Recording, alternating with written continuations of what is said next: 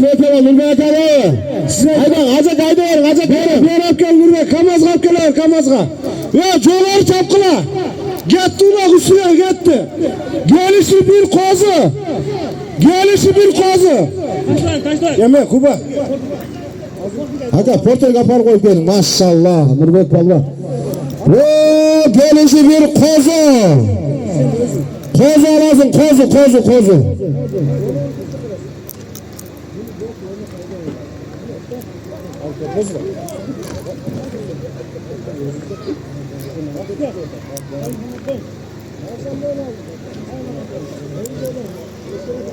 Taydı beri koyla, Tony. Ya kaçayım, kalgan ne, bir turun ne? Açanlar bir turun ne, göre arasın hemen. Gelin aka. Nurbek aka gelin, su baklatın aka. Gelin. Evet, Ömer'e taydı alıp koyla. Bir taydı. Rahmetli Koçartı Özel Nurbek Palvan'ın kuyarmanları var mısın? Maşallah. Gelişi bir kozu. Barakalla.